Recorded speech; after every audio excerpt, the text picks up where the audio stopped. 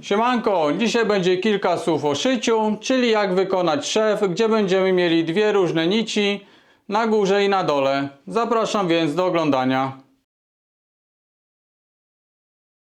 Ten film powstał na potrzeby kilku osób, które pisały do mnie w tej sprawie. Zależało im na otrzymaniu szwu, który będzie z jednej strony przykładowo czarną nitką zrobiony, a od spodu czerwoną. Tak, żeby ten cały szef był wykonany z dwóch różnych kolorów nici. No i teraz w przypadku szycia ręcznego odkopałem tutaj swoją starą próbkę z pierwszych filmów. To jest szef wykonany ręcznie metodą na dwie igły. I jak tutaj widzicie, otrzymanie takiego efektu jest niemożliwe. Każda z tych nitek naprzemiennie przechodzi raz u góry, raz na dole. Tutaj może będzie też widać w środku, jak to wygląda. Tutaj jest efekt, który chcemy otrzymać, ale wykonane jest to na maszynie do szycia. No niestety nie chodziło tutaj o wykonanie tego szwu na maszynie, tylko ręczną metodą. No i teraz, czy możemy coś zrobić, żeby otrzymać właśnie taki efekt jak na maszynie, ale wykonując cały szef ręcznie. Jedynym sposobem, żeby wykonać to przeszycie bez maszyny i żeby otrzymać taki efekt, o którym przed chwilą wspominałem, jest ręczne szydło. Ponieważ wykonuje ono identyczny szef jak na maszynie, tylko robimy całość ręcznie. I za chwilkę wykonam to przeszycie i pokażę jeszcze, jak w ogóle to zacząć. No i resztę już pewnie będziecie wiedzieli. Spróbuję teraz szef na tej próbce, która była wykonana metodą na dwie igły.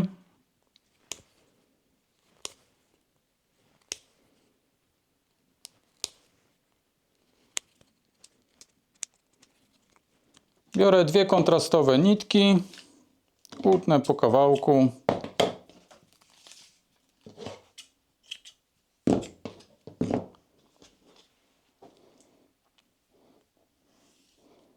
Teraz musimy w miarę zgrabnie to połączyć.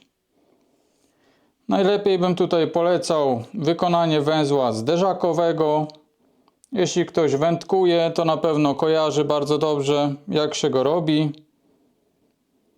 Bierzemy w taki sposób. Obkręcamy raz, drugi, trzeci. I ta końcówka wędruje tutaj,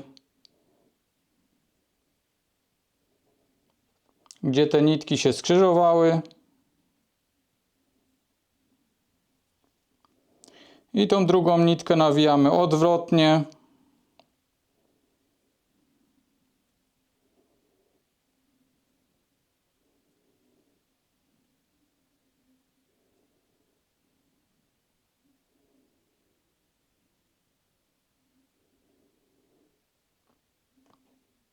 Musimy otrzymać coś takiego. Pomarańczowa nitka była nawijana na przykład od góry. Przy ostatnim owinięciu wchodzi ona od dołu, a ta niebieska była nawijana od spodu i przy ostatnim nawinięciu wchodzi tak, żeby one były skrzyżowane.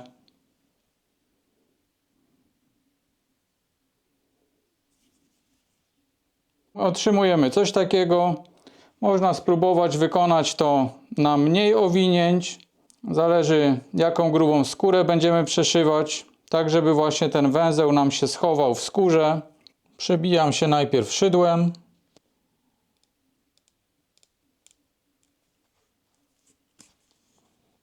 Teraz musimy wciągnąć ten węzeł. Jeśli on jest w tym momencie jak teraz, że wystają nam z jednej strony dwie końcówki, to musimy spróbować się go wyciągnąć na drugą stronę, ale tak, żeby właśnie tych dwóch końcówek nie wyjąć.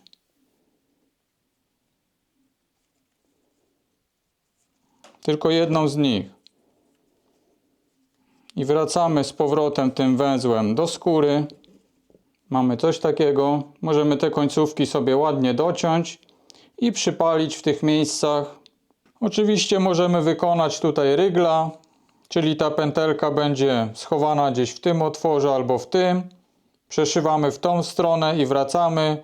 Warto sobie lekko szydłem albo jakimś szpilorkiem porozbijać te otwory, żeby one miały troszkę większą średnicę, żeby było to po prostu przyjemniej dla nas robić. Nawlekam szydło.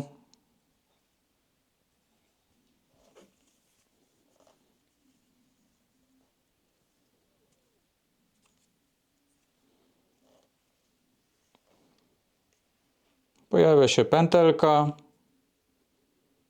i przez nią przeciągam końcówkę nitki i wyciągam szydło.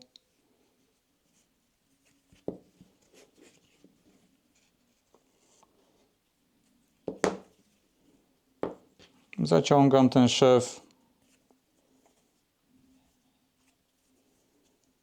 i wykonuję kolejny otwór. Znowu pętelka.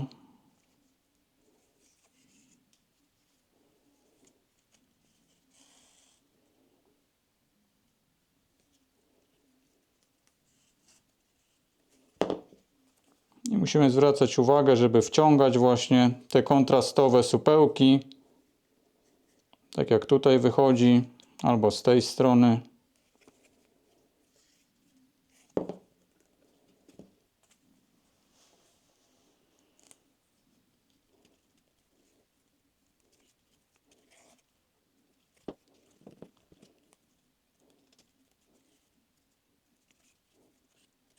Jak widać, da się wykonać ręcznie takie przeszycie, żeby z góry albo z dołu była inna nitka niż po przeciwnej stronie. No i oczywiście bez użycia maszyny do szycia. Na dzisiaj to już wszystko. Jeśli się podobało, zostaw łapkę, komentarz do zasięgu i trzymaj się. Cześć!